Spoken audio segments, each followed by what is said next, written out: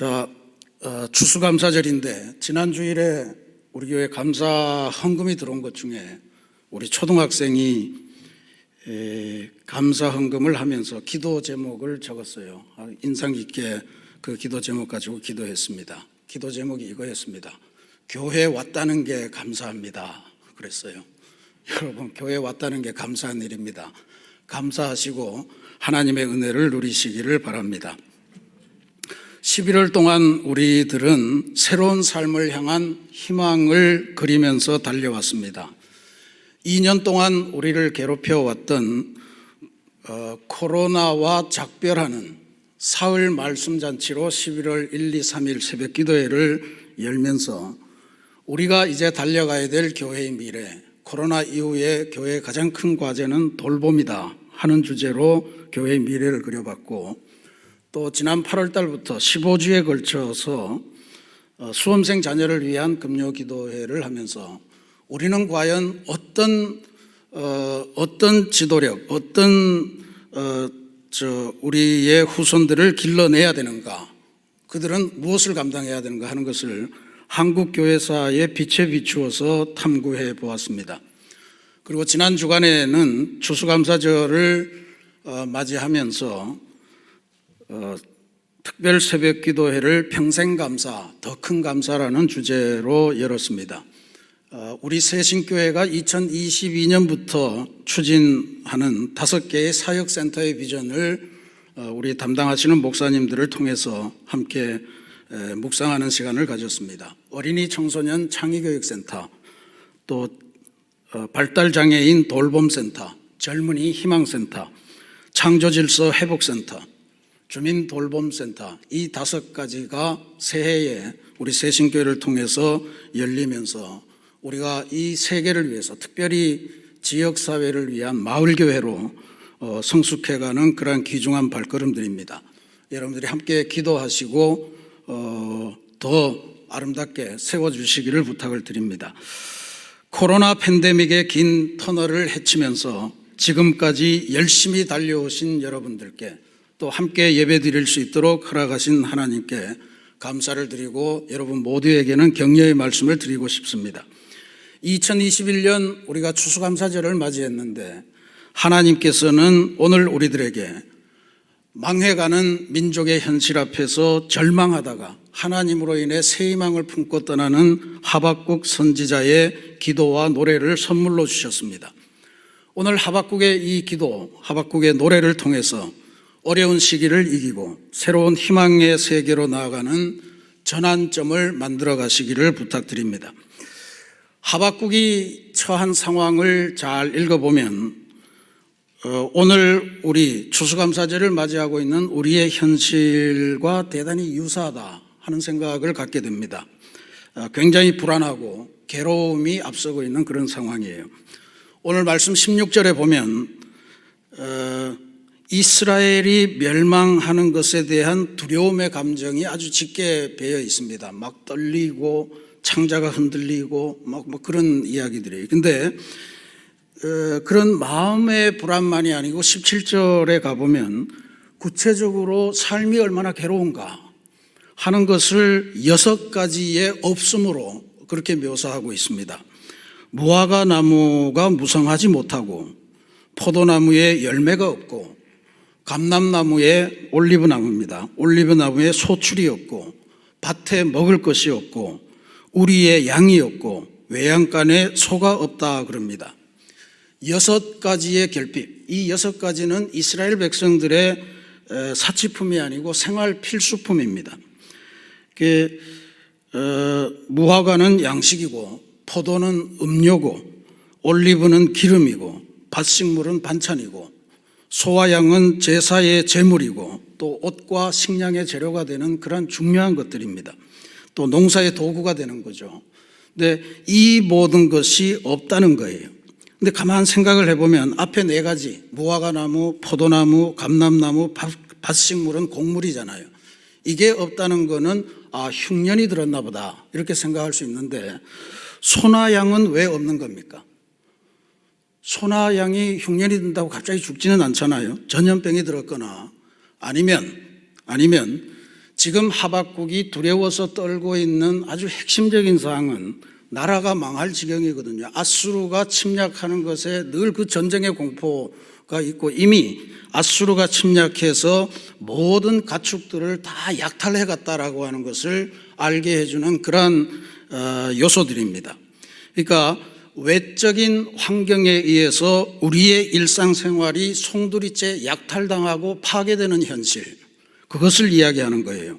우리도 지난 2년 동안 코로나 팬데믹으로 인해서 일상이 파괴되었을 뿐만 아니라 여러 가지 기쁨이 약탈당하고 그러고 있는데 오늘의 상황하고 대단히 유사하다 하는 깨달음을 갖게 됩니다. 그런데 놀라운 것은 하박국 선지자가 이 어마어마한 폐허와 파괴의 상황 속에서도 이런 노래를 한다는 거예요. 여호와를 인하여 즐거워하며 나의 구원의 하나님을 인하여 기뻐하리라. 이런 찬송을 합니다. 보기에 따른 너무 황당한 그런 이야기죠. 이 사람이 좀 제정신이 아닌가? 이제 신앙생활은 제정신 아닌 걸로 하는 건가? 이런 생각이 들 지경입니다. 16절에서만 해도 내 속이 다 썩어 들어가고 몸이 떨려 죽겠다, 그렇게 아우성을 하다가 갑자기 돌변해서 내 인생 최고의 행복을 지금 노래하고 있는 모습입니다. 도대체 하박국 선지자가 노래하고 있는 이 내용, 여호와로 인하여 즐겁고 나의 구원의 하나님을 인하여 기쁘다라고 하는 게 도대체 무슨 뜻이겠습니까? 눈아픈 절망과 슬픔과 고통으로 휩싸여 있더라도 그거는 보지 말고 외면하고 그냥 하나님만 바라보고 있으면 모든 상황이 풀린다는 이야기일까요? 우리의 신앙생활이 그렇게 우리의 의식을 마비시켜서 현실에 있는 여러 가지 어려움에는 눈을 감고 그냥 좋은 생각만 하면서 살면 삶이 편안해진다는 그러한 이야기겠습니까? 그럴 리가 없죠.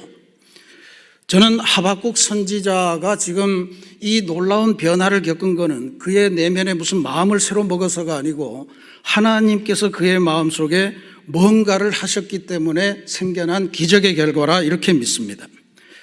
두려움과 괴로움에 사로잡혀 살고 있었는데 어느 순간에 하나님이 들어와서 뭔가를 하셨더니 내 안에 도저히 이해할 수 없는 행복의 느낌, 희망, 기쁨, 이런 것들이 솟아오르고 그게 지금도 내 안에서 일어나고 있다, 뭐 이런 느낌들을 지금 이야기하는 거잖아요. 이게 도대체 뭘까? 저는 그렇게 한번 상상을 해봅니다.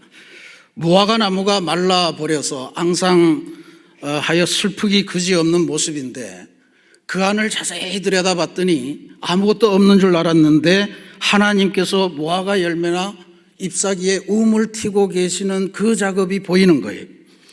포도나무에 열매가 하나도 없는데 자세히 보니 그 포도나무 가지 사이로 하나님께서 열심히 포도송이를 만들고 계시는 모습이 보입니다. 우리의 외양간에 소도 없고 양도 없고 아무것도 없는데 하나님께서 우리를 새로 만드시고 그 안에서 뭔가를 작업을 하시는 그것을 발견하게 되는 겁니다. 일상생활의 모든 영역이 파괴되고 피폐해진 줄 알았는데 그 속에서 하나님께서 우리를 새롭게 준비시키시고 우리의 마음을 대비시키시고 그러면서 뭔가 새로운 인생을 계획하고 계시는 것, 그것을 하박국이 보았을 것입니다. 그리고 그 하나님께서 지금 내 안에서도 내 삶의 새로운 미래를 만드시려고 준비하시는 과정이다 하는 것을 깨닫게 된 걸 거예요.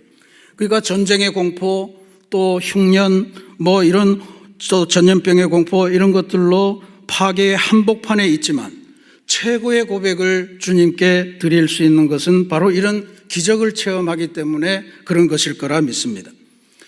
저는 여기서 더 중요한 고백은 이거라고 봅니다. 주 여호와는 나의 힘이시라. 나의 발을 사슴과 같게 하사 나를 나의 높은 곳에 다니게 하시리로다. 여기 사슴은 암사슴입니다. 이스라엘 백성들에게 암사슴은 보통 동물들과는 다르게 아주 고결하게 높은 곳만 다니면서 정말 하늘에서 내려오는 이슬만 먹고 사는 뭐 그런 존재로 간주합니다. 그러니까 지금 하박국의 상황은 아주 열악하고 정말 힘겨운 두려움의 연속인데 하나님께서 준비하시는 내 삶은 저 고결한 하나님이 가장 기뻐하실 내 인생 최고의 행복, 풍성한 그러한 인생을 준비하고 계시고 나는 실제로 그와 같은 삶을 살게 된다라고 하는 이런 고백입니다. 그러니까 우리가 세상을 살면서 무화과 나무에 포도나무에 감람나무에 열매와 소출이 없는 것이 문제가 아니고요. 그런 없는 속에서 지금도 하나님께서 뭔가를 하고 계시다는 것을 인정하지 못하고 못 보는 그게 더 큰 문제다라고 하는 것을 우리가 깨칠 수 있습니다. 열매가 아무리 찾아봐도 보이지 않아도 하나님을 볼 수 있는 영적인 시력, 이것만 갖춘다면 현실의 어려움을 뛰어넘어서 우리도 조만간에 사슴처럼 고결한 뜀박질을 하게 되고 높은 곳을 다니면서 하나님께서 나를 위해 예비하신 그 인생의 최고도를 발현하면서 살아가는 그러한 역사가 열릴 거라고 하는, 이것을 믿는 게 중요하다 하는 말씀으로 보입니다.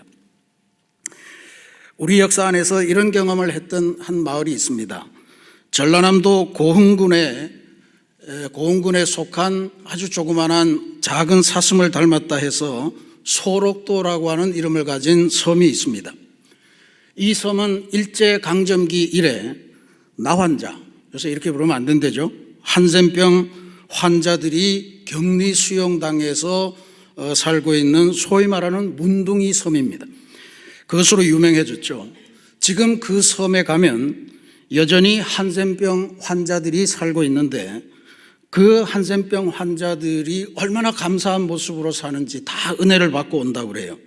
그래서 소록도에 가면 일단 모든 한센병 환자들 사는 모습도 그렇지만 그분들이 여행객들에게 꼭 추천하는 여행 코스가 있답니다. 그게 지라도 여행이라는 거예요. 지라도 여행을 소록도에 와서 하지 않으면 소록도에 온 의미가 없습니다. 이렇게 한다는 거죠.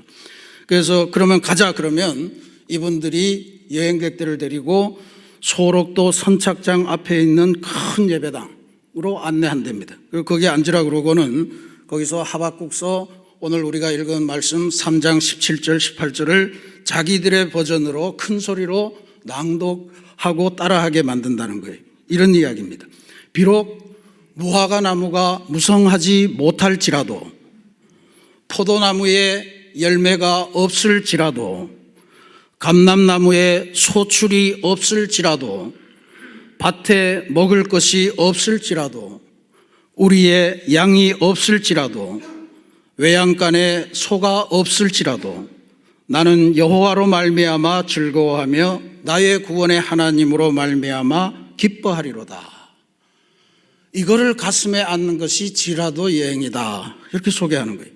소록도에서 가장 중요한 것은 지라도 여행이라, 그것을 체험하고 가라라고 하는 것입니다. 한센병, 저주받은 병으로 가문 자체가 망해간다고 믿었던 그런 병으로 가득 찼던 섬인데 지라도의 은혜를 선포하는 천국이 어떻게 될 수 있었을까? 이게 사실 쉬운 일이 아니었을 겁니다. 이 소록도의 역사와 관련해서 우리가 꼭 봐야 될 만한 책이 하나 있는데 그게 이청준 작가가 쓴 당신들의 천국이라고 하는 소설입니다. 1960년대 5.16 정변 이후에 한 퇴역 군인이 원장으로 와서 이 소록도 마을을 어떻게 천국으로 만들까 하는 것을 고민하고 평생 봉사한다 그런 이야기인데요. 이분이 이렇게 하는 일에 굉장히 큰 장애를 받는데 그게 소록도에 사는 그 환자분들이 가진 역사적인 아픈 체험 때문에 그랬습니다. 우리나라에 이 한센병 이게 수용촌이 생긴 것이 일본 제국주의가 우리나라를 점령하면서 생겼다, 그렇게 알려져 있습니다.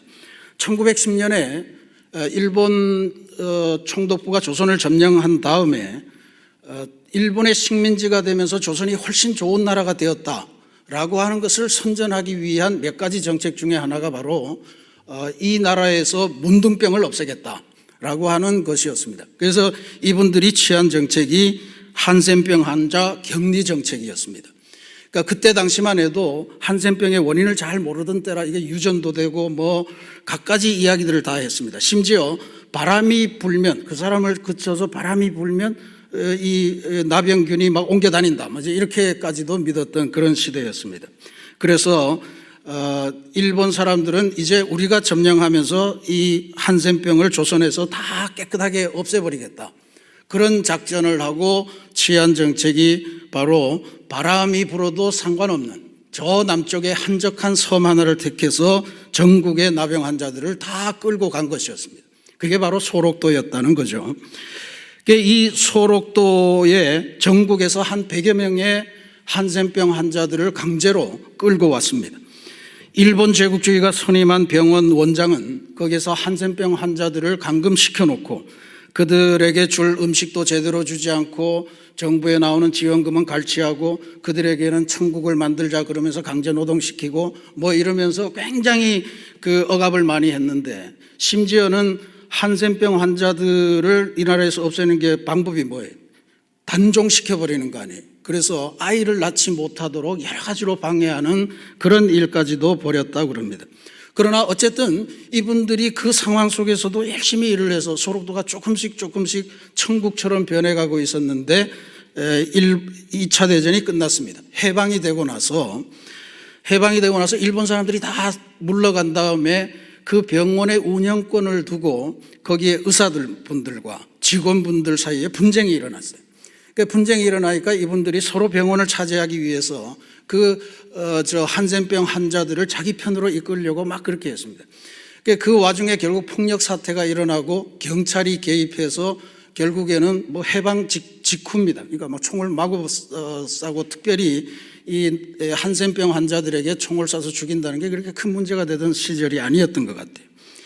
결국 총을 발표해서 70명의 이 한센병 환자들이 희생당합니다. 지금도 거기 추모비가 세워져 있다고 합니다.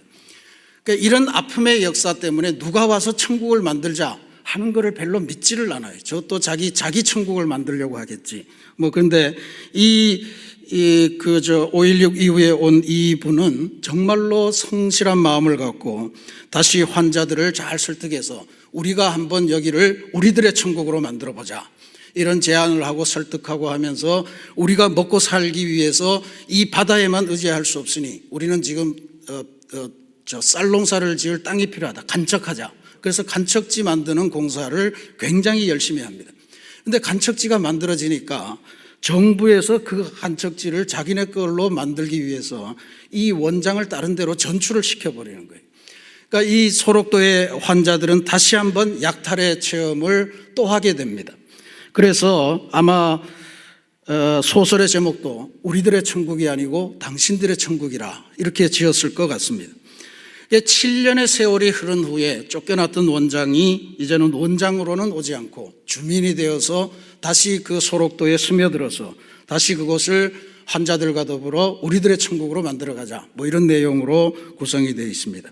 근데 이건 이청준 선생님의 이야기고, 그 다음에 우리 그 기독교에서 치유 목회 상담을 하시는 정태기 목사님이라는 유명한 분이 계십니다. 아주 큰 원로신데 이분이 1960년대에 우울증을 앓으면서 한 번은 소록도에 누가 가보면 은혜를 받고 우울증을 고칠 수 있을 거다 해서 소록도에 가서 그 선착장 앞에 있는 큰 교회당 거기 가서 기도를 하는데 막 통성 기도를 하는데 막 천장이 뚫어져 나갈 것 같다. 한 수천 명이 모여서 그렇게 기도를 하더라는 거예요. 근데 자기는 뭐 기도할 것도 없고 심드렁해야 있는데 자기 뒤에서 자꾸 주님의 은혜가 이렇게 크고 놀라운데 제가 어떻게 갚는디요? 충청도 사투리로 주님의 은혜가 이렇게 고마운데 계속해서 울면서 주님의 은혜가 이렇게 크고 놀라운데 뭐 이러면서, 그래서 도대체 어떤 사람이 저렇게 주님의 은혜가 고마운가 뒤를 돌아보고 소스라치게 놀랐다는 거예요.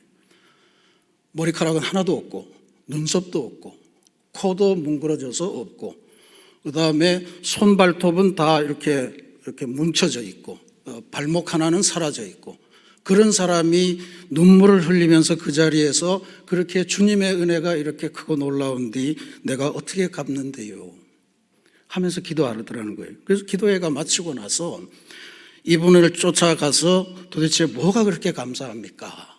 그러니까 그분이 하시는 말씀이, 내가 이 나병 한센병을 앓기 시작했을 때 제일 먼저 우리 가족이 저를 버렸습니다. 우리 부모님이 나를 버렸어요. 그리고 형제가 버렸어요. 그리고 내 친구들이 나를 버립니다. 그리고 마을 사람들도 나를 버려서 마을에서 살지 못하게 해서 할 수 없이 여기를 오는데 그때까지 나를 버리지 않고 나를 따라서 여기까지 와주신 분이 계십니다. 그래서 이 목사님이 다시 그럼 할머니께서 같이 오셨군요. 아니요, 예수님이 같이 따라와 주셨습니다. 그게 너무 감사한 거예요.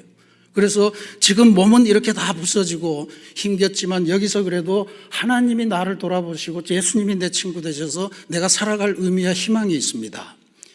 이게 그분 하나만의 고백이 아닐 거예요. 저주받은 땅이라고 했던 그 소록도가 지라도의 그 천국의 기쁨으로 고백되는 이 놀라운 역사는 바로 이런 주님이 나와 함께 하신다고 하는 이것으로 말미암아 되었던 것이라고 믿습니다. 하박국의 기도 중에서 우리가 주목해야 되는 것이 바로 이 부분입니다. 신앙생활이라고 하는 건 그저 괴로움 속에서 너 괴롭다고 생각하지 말고 기쁘다고 생각해, 마음먹기에 달려있어, 이런 이야기를 하는 게 아니에요. 지금 여기 이 대목이 진짜로 중요합니다. 주 여호와는 나의 힘이시라, 나의 발을 사슴과 같게 하사 나를 나의 높은 곳에 다니게 하시리로다. 신앙생활은 마음먹기에 있는 게 아니고요, 실제로 우리의 삶을, 우리의 발을 높은 곳에 두셔서 나의 높은 곳에서 다니게 한다. 내 인생이 하나님으로부터 부여받은 그 최고의 인생, 가장 풍성한 인생, 그것을 실제로 살도록 만들어주시는 것이 하나님의 힘이다라고 하는 것을 이야기하는 거예요. 그래서 이 소록도에서 지라도를 만들어갔던 한센병 환자들, 그냥 마음속으로 저는 행복합니다, 이걸 대내면서 아편처럼 그렇게 살아갔던 것이 아니고 실제로 이 소록도에 나를 보내신 주님이 뜻이 있겠지, 주님이 나와 함께 하시니 그러면서 힘들어도 노동하고 그러면서 하나하나 섬을 천국으로 만들어가는 그 역사가 있었다고 하는 것을 우리가 기억해야 될 거예요. 하나님을 우리가 기뻐해야 되는 이유, 그것은 온갖 어려움과 결핍 속에서도 우리가 하나님을 믿으면 우리의 삶이 변화되는 삶을 살게 되는 그것 때문에 그렇습니다. 하나님께서는 우리를 하나님께서 설정해 놓으신, 하나님이 좋아하시는 그 인생의 최고봉을 누리도록 만들어주시는 그런 계획을 갖고 지금 우리의 결핍 속에서 일을 하고 계신다는 이야기예요. 지난 월요일에 제가 감리교 농어촌 선교회 정책협의회에 다녀왔는데 주제가 도시와 농촌의 상생 전략 모색 이런 거였습니다. 거기서 아주 인상 깊은 사례 보고 하나를 들었습니다. 전라북도 진안군에서 목회를 하시다가 목회보다도 이게 더 중요하다 생각해서 그걸 전업으로 하시는 분이신데 진안군에서 새로운 농촌 마을 만들기, 그거를 시도하시는 분을 만났습니다. 전라북도 진안군이 그 보고를 하시는데 보니까 서울의 2배가 된다고 그래요. 면적이 서울의 2배가 되는데 인구가 얼마가 되냐 봤더니 2만 5천 명이 살고 있대. 2만 5천 명. 우리 지금 그 반밖에 안 되는데도 1,500만 명이 살고 있다는 거 아니에요. 2만 5천 명이 살고 있는데 거기 316개 마을이 있는데 점점 이제 인구가 줄어가고 있는 중이겠죠. 우리 행정 규칙상 인구가 2만 명 아래로 내려가면 군이 없어져야 된대. 그러니까 옆에 군하고 통합해서 새로운 이름으로 가야 된다. 이 목사님이 진안에서 목회를 하시다가 진안군이 없어지면 어떡하나, 그 두려움이 갑자기 와서 진안을 사람들이 이사오는 마을로 좀 바꿀 수 없겠는가 하는 것을 기도하다가 이걸 이제 직접 나선 거예요. 316개 마을 전체를 다니면서 우리가 사람들이 이사올 수 있는 마을을 만들어 가십시다. 그게 우리가 살 길입니다. 그렇게 설득을 하면서 산다는 거예요. 그 마을에서 이분이 하는 핵심적인 일이 케어 커뮤니티로 변화하자. 그러니까 돌봄 공동체가 돼야 됩니다. 이런 이야기예요. 그분이 이제 하시는 일을 보니까 집에 거의 한 70-80%는 집이 다 비어있는 집이라는 거죠. 아무도 살지 않는 집이니까 그 비어있는 집에 주인이든 자녀든 연락을 해서 그 집을 리모델링하고, 그래서 거기를 이사 오겠다는 사람에게 굉장히 싼 값으로 빌려준대. 굉장히 싼 값으로 빌려주는데 이분이 단순히 살 데가 없어서 오는 것 말고 이분이 진짜로 꿈에 꾸고 있는 거는 생활형 요양마을을 만드는 것이었습니다. 오늘날 요양원의 현실을 잘 알잖아요. 좋은 요양원도 물론 있습니다만 요양원이라고 하는 게 기본적으로 침대를 중심으로 해서 구성이 되어 있잖아요. 그 어르신들이 다 가시기를 싫어하세요. 왜냐하면 걸어 들어가서 그 다음에 이제 장례식 때 나오게 된다 뭐 이렇게 믿고 계시는 거잖아요. 근데 이분들은 그런 요양원이 아니고 노후를 정말 하나님이 주신 자연 속에서 친구들과 서로 사귀고 텃밭을 가꾸면서 활동하고 그렇게 하다가 좀 존엄하게 최후를 맞을 수 있는 그러한 것은 안 될까 하는 것을 가지고 지방에 있는 보건소, 뭐 별로 이용한 사람도 없다는데 그 보건소하고 해서 신속하게 전화를 걸면 언제든지 달려올 수 있는 그러한 의료 체계도 만들어가면서 그렇게 하고 있다 하는 소식을 알려줬습니다. 그 중에 대표 마을이라고 원년장 마을이라는 곳을 소개해 주셨는데 50가구에 한 126명이 지금 살고 있는 마을이래요. 이 원년장 마을에 들어가서 이분이 이제 마을 사람들 다 설득을 해서 지금 한 이 이야기를 한 거예요. 우리가 우리 마을을 한번 새롭게 바꿔봅시다. 각자가 할 수 있는 거를 가지고 우리 마을을 최대한 좋은 마을로 만듭시다. 그랬더니 사람들이 나는 특산물 농사에는 자신이 있으니 이것으로 내가 소득 창출의 모델을 만들어 보겠다. 또 어떤 사람은 내가 한평생 그 볏집을 추수를 하면서 그 볏집을 가지고 뭐 새끼도 꼬고 여러 가지를 만들었는데 내가 볏집을 가지고 공예는 자신 있다. 볏집 공예사. 그다음에 거기가 연꽃이 유명한 곳인데 여기에서 연잎밥, 연잎차는 내가 최고다. 그래서 그거 만드는 사람. 나는 이 마을에 있는 산에 야생화 이름 다 꿰고 있으니까 그걸 내가 설명해 줄 수 있겠다. 뭐 숲 해설사. 이 마을의 저수지에 어떤 어종이 살고 있고 그 어종들을 어떻게 관리하고 난 저수지 관리사가 되겠다. 또 나는 이 마을이 사람들이 찾아오게 하기 위해서 우리 마을의 자랑거리들을 잘 조직해서 마을 축제를 기획하겠다. 사람들이 전부 다 자기가 할 수 있는 일, 또 부탁하는 일들을 기꺼이 맡아서 그렇게 헌신적으로 지금도 새로운 마을을 만들기 위해서 일을 하고 있는 그 보고를 해 주었습니다. 그동안 제가 농촌교회나 농촌 관련 일을 하면서 가장 많이 들은 말은 우리 마을은 장례 몇 번 지나면 이제 문을 닫아야 되는 마을이에요 하는 이야기였습니다. 그 아주 절망적인 이야기였는데 지금 진안군에서 이루어지는 이 시도는 전혀 다른 목소리 아니에요. 저는 이 목소리를 들으면서 하박국 선지에 지금 아직 아무것도 없어요. 아무것도 없고 자칫하면 없어질 마을이지만 주 여호와는 나의 힘이시라. 나의 발을 사슴과 같게 하사 나를 나의 높은 곳에 다니게 하시리로다. 상황은 열악하지만 하나님이 주신 소망이 있고 하나님이 주신 비전이 있으니 우리가 한번 새로운 마을을 만들어서 인간의 존엄을 발휘하면서 이웃에게도 보여주고 자랑할 수 있는 마을로 한번 살아가 보십시다 라고 하는 이야기예요. 사랑하는 우리 새신교회 성도 여러분, 올 한 해도 진짜로 끔찍한 한 해였습니다. 코로나19로 인해서 작년에 이어 한 해가 통째로 정지되었고 꼼짝 못했던 그러한 한 해였습니다. 모든 걸 뺏긴 것 같아요. 경제도 여러 가지로 뭐 국가의 지표는 좋다고 하는데 우리 서민들의 삶은 너무너무 어려워서 아우성으로 폭발 직전에 와 있는 것 같습니다. 오늘 우리 장로님께서 기도해 주셨습니다만 온 세계는 또 기후 위기로 인해서 불안한 상황을 가고 있습니다. 산불에 지진에 또 가뭄에 폭설에 뭘 어떻게 해야 될지 모르는 그런 상황인데 최근의 보도를 보면 우리나라에서도 어려운 일이 많다고 그래요. 최근에 보니까 우리나라 바다의 수온이 너무 올라가서 전라남도 신안군 일대에 양식업 하는 분들이 더 이상 이 바다에서는 아무런 것도 양식이 안 됩니다. 뭐 전복 양식도 하고 김 양식도 하는데 김은 자라지도 않고요. 전복은 조개 껍데기만 있고 그 안은 텅텅 비어 있는 그러한 것을 보면서 눈물 짓는 그러한 광경을 보았습니다. 지금부터 지구 온도가 0.5도만 더 올라가면 인천이 바다에 잠긴다고 그러네요. 그래서 서울이 항구 도시가 된다. 이거 상상하실 수 있겠어요? 이런 상황이 생긴다는 겁니다. 지금 정말 생각해보면 우리는 무화과 나무가 무성하지 않고 포도나무에는 열매가 없고 감람나무에는 소출이 없고 밭에는 먹을 것이 없고 우리에는 양도 없고 또 외양간에는 소도 없는 그런 상황입니다. 그런데 그러면 어떻게 해야 되나요? 절망하고 속 떨리고 그렇게 불안하게 살아가야 되겠습니까? 그렇지 않습니다. 하나님께서 우리들의 텅 비고 아무것도 없는 이 삶의 한복판에 오셔서 새로운 인생을 준비하고 계시는 것을 확실히 볼 수 있는 영적인 눈을 가져야 할 줄로 믿습니다.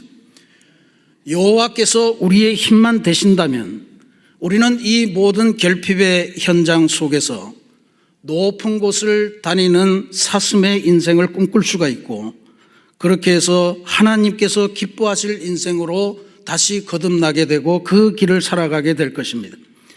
하나님께서 우리의 힘이 되시면 결핍의 현장은 하나님께서 기뻐하실 인생으로 초대하시는 초대장이 될 줄로 믿습니다. 결정적인 감사는 하나님의 역사에 참여하는 인생입니다. 저는 우리 새신교회가 2022년부터 시행하려고 준비하는 이 다양한 센터들이 오늘 우리의 힘겨운 삶을 하나님께서 기뻐하시는 높은 수준의 삶으로 인도하시는 하나님의 초대라고 믿습니다. 우리가 그저 마음만 먹고 있는 것이 아니고 이 센터에 우리의 몸을 참여하는 것을 통해서 우리의 삶은 새로운 희망, 새로운 감사의 소리로 충만하게 될 줄로 믿습니다. 하박국 선지자는 그것을 경험했기에 여호와로 말미암아 저는 마냥 기쁩니다 하는 고백을 했던 것 같습니다. 실패를 보고 좌절하지 마십시다. 오히려 실패의 한복판에서 하나님의 힘과 소망과 계획을 발견하시고 실패했을지라도 하나님을 우리의 힘으로 삼으시고, 그래서 사슴처럼 높고 고결하고 아름다운 삶, 이웃을 돌보며 이웃에게 하나님 사랑과 구원을 선포해 주는 가치 있는 삶이 되어서 우리가 이 세상 사람들이 다 부러워하는 그런 높은 곳을 뛰어다니는 복된 인생, 이 땅을 살아가지만 천국을 살아가는 그런 평생 하늘길을 걸어가는 아름다운 인생으로 변화하시기를 결심하시는 추수감사절이 되시기를 주님의 이름으로 축원합니다. 같이 기도하겠습니다.